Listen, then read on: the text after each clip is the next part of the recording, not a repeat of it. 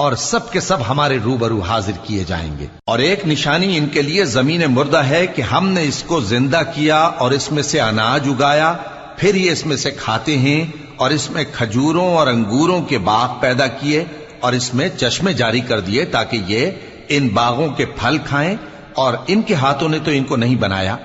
تو پھر کیا یہ شکر نہیں کرتے؟